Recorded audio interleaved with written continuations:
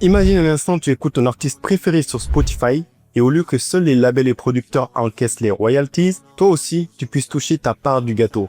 Ça te paraît complètement fou, n'est-ce pas? Et pourtant, tu vas voir que c'est possible. Bienvenue dans le monde des investissements musicaux où la musique devient un véritable actif financier. Oui, comme la bourse, l'immobilier ou même le Bitcoin que tu connais certainement déjà. Sauf qu'ici, c'est ton morceau préféré qui te fait gagner de l'argent. C'est incroyable, n'est-ce pas? Dans cette vidéo, je vais t'expliquer comment tu peux investir dans des morceaux de musique et toucher des revenus passifs grâce aux droits musicaux. On va voir ensemble comment fonctionnent les royalties musicales, c'est quoi les droits éditoriaux et les droits master et pourquoi ça rapporte de l'argent, les plateformes comme Bolero en France et d'autres aux US ou en Afrique où tu peux investir, les avantages et les risques et même le futur de cette nouvelle classe d'actifs. Alors installe-toi bien parce qu'à la fin de cette vidéo, tu auras toutes les infos et une nouvelle façon de faire travailler ton argent en mode 100% musical. Allez, c'est parti!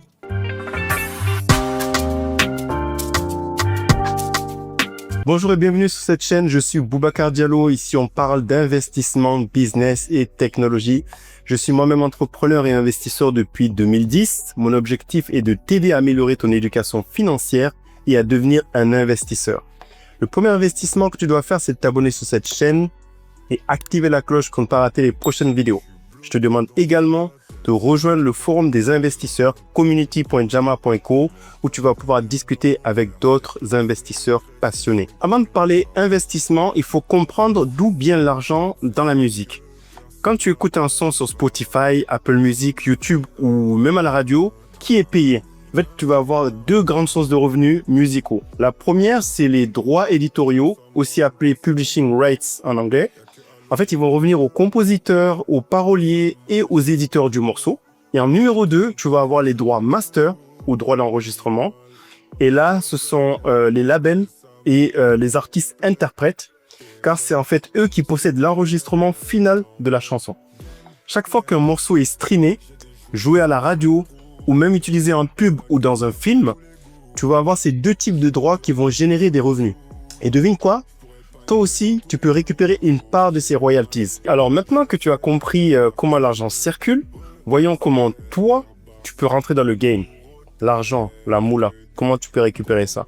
En fait, c'est là que les plateformes comme Bolero en France vont rentrer en jeu. On va voir d'abord en numéro 1, le concept de song share. Un song share, c'est un actif digital unique qui représente une fraction des droits d'un morceau spécifique. On va expliquer. T'imagines que tu investis dans un titre précis, exemple un gros hit de SCH, Jul ou Aya Nakamura sur Bolero. Tu touches des royalties proportionnelles au stream, vente et au passage radio. Tu peux le garder ou le revendre plus tard comme une action en bourse en fait. Donc song share, un peu comme une action en bourse. Imagine si tu avais investi dans un hit comme Jaja d'Aya Nakamura avant qu'il explose. C'est un des sons les plus streamés. Maintenant, on va voir le concept en numéro 2 de catalogue share. Ici, tu ne vas pas investir dans un seul titre, mais dans un catalogue entier d'un artiste ou d'un label. C'est moins risqué que le song share, car les revenus, en fait, ils viennent de plusieurs morceaux.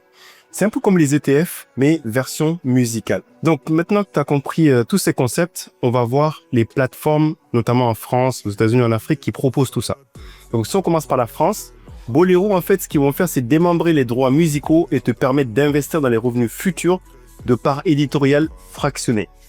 Au USA, donc tu vas avoir Royalty Exchange, qui est une plateforme spécialisée pour acheter et revendre des droits musicaux.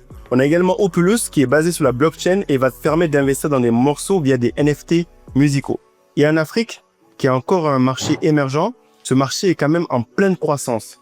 Les plateformes comme Empower de Mr. Easy, le chanteur Afrobeat, cherchent à démocratiser en fait l'investissement dans la musique Afrobeat. Si on prend maintenant l'exemple d'un artiste qui cartonne sur Bolero, Gazo.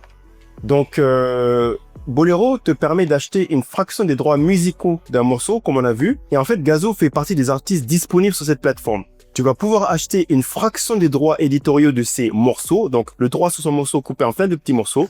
Tu vas recevoir une part des revenus générés par les streams, les diffusions et même les pubs. Et si Gazo continue à tout casser, tes parts, en fait, elles vont prendre de la valeur et tu pourras les revendre plus cher sur la plateforme. Donc, imagine si tu avais investi sur un morceau comme Die ou NSX avant que ça explose. Bah là, tu aurais un actif qui génère du cash en continu. C'est ça la beauté. C'est un peu comme si tu avais acheté une action Tesla avant que ça devienne énorme. Mais ici, au lieu d'avoir des actions, tu achètes une part des revenus d'un son. Alors, à présent, voyons voir est-ce que c'est un bon investissement. Pour ça, on va regarder les avantages d'un côté et les risques de l'autre. Donc, au niveau des avantages, le premier, c'est que c'est un revenu passif régulier. Tu n'as rien à faire. Ensuite, l'actif est totalement décorrélé des marchés financiers classiques comme la bourse ou l'immobilier. Le potentiel de valorisation, si le morceau devient un hit, est juste énorme. De l'autre côté, maintenant, on va voir les risques. Donc, le revenu peut être très variable parce que ça dépend des streams et des diffusions. Ensuite, la difficulté à revendre certaines parts si la demande est faible. Donc, c'est pas aussi liquide que la bourse. Et ensuite, la complexité juridique et de droit à long terme. C'est un tout nouvel actif. Donc, c'est un peu comme la bourse, mais au lieu d'avoir des actions, tu possèdes un bout d'un hit.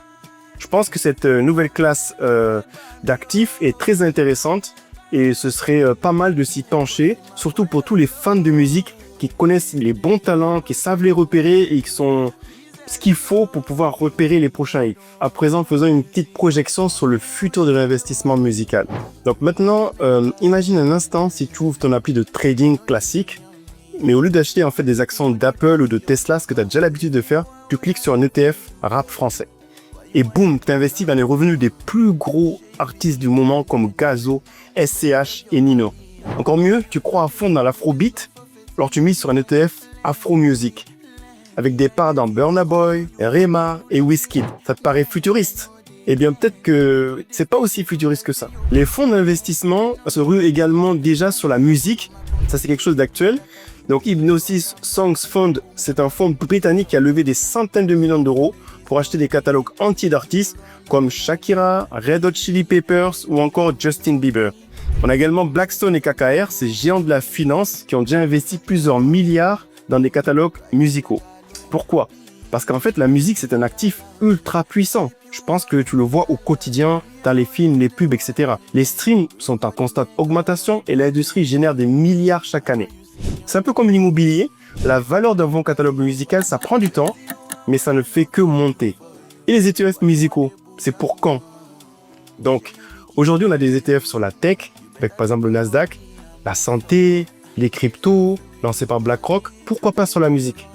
Imagine un S&P 500, un équivalent de S&P 500, mais pour la musique. Au lieu d'acheter des actions d'entreprise, tu vas acheter des parts de catalogue d'artistes. Tu veux miser sur la trappe US, par exemple, tu vas acheter un ETF hip-hop. Tu crois au retour du rock? Boum, tu achètes ton ETF rock alternatif. Tu vois un petit peu le délire? On pourrait avoir des indices musicaux qui évoluent en fonction des tendances et qui nous permettent de savoir dans quoi investir. Et toi, tu pourrais te dire, ouais, j'ai investi dans le rap FR cette année, Gazo a explosé, j'ai fait plus 30% sur mon portefeuille. Magnifique.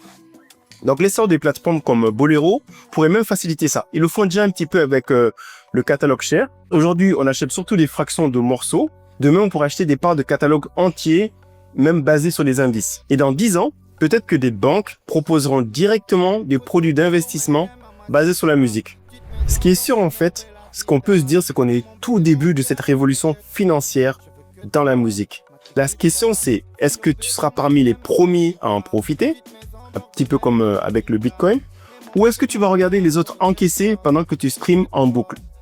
C'est aussi important de savoir que tout investissement est risqué, donc il faut faire très attention et regarder cette nouvelle classe d'actifs avec attention, se former dessus avant de se lancer dans l'investissement. Alors, faisons un petit récap de ce qu'on a vu aujourd'hui, des toutes nouvelles notions super intéressantes. Donc, on a vu comment fonctionnent les royalties musicales, c'est quoi les songs share et les catalogues share, également sur quelle plateforme investir, Bolero, Royalty Exchange, Opulus, etc. On a vu aussi les avantages et les risques de tout nouvel actif financier. Et enfin, le futur de la musique comme une classe d'actifs à part entière, qui peut vraiment révolutionner une partie de l'investissement pour certains investisseurs. Les royalties musicales représentent une opportunité d'investissement assez unique, combinant à la fois passion et rentabilité. Les possibilités d'acquérir des parts de chansons ou de catalogues entiers ouvrent un tout nouveau marché aux investisseurs. Cependant, comme tout investissement, il y a des risques, et le succès dépend beaucoup des artistes et de leur popularité, et aussi de la gestion de leurs droits. Également, si vous aimez la musique et cherchez un investissement alternatif, ce domaine pourrait offrir une belle rentabilité et une nouvelle source de revenus à explorer.